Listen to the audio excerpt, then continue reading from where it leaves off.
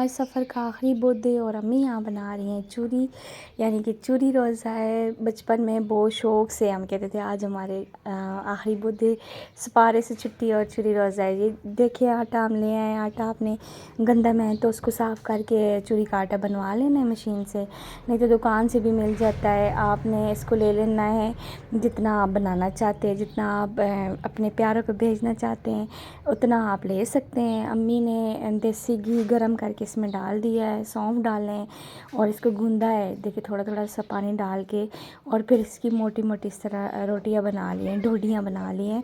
आपने इस तरह मोटी मोटी ही बनानी है, पतली नहीं बनानी है। इस तरीके से आप बनाएं, बहुत ही मज़े की बनेगी। और ये मोटी क्यों बनानी है आपको आगे जाके वीडियो में पता चल जाएगा। प्लीज़ चैनल को सब्सक्राइब कर दें। अगर वीडियो अच्छी लग रही है तो प्लीज़ मेरी वीडियो को शेयर करें और स्किप करके मत देखें, पूरी वीडियो देखें, आपको भी समझ आए और हमें भी बनाने में मज़ा आए।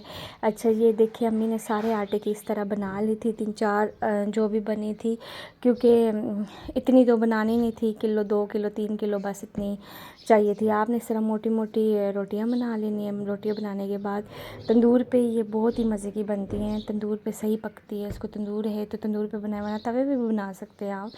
तो आजकल गैस से तो ज़्यादातर लोग तवे भी बनाते हैं। इस तरह फिर आपने गरम गरम मोटी मोटी चूरी बना के फिर छोटी छोटी इसको बनानी है। इसका जो ऊपर से सख्त वाला हिस्सा है उसको आपने बिल्कुल छोटा छोटा कर देना इस तरह हाथों के साथ, ताकि ये बने जब तो बहुत ही प्यारी बने। ये देखिए हमारी कम से कम सारी तैयार हो गई थी। उसके बाद अम्मी ने आपने कढ़ाई ले लेनी है, ठीक है ना, देसी घी है तो देसी घी, नहीं तो दूसरा घी डाल के उसमें आपने चूरी डाल देनी है। जितनी बनानी है थोड़ी थोड़ी करके बनाए, ज़रा ज़्यादा अच्छा बनेगी।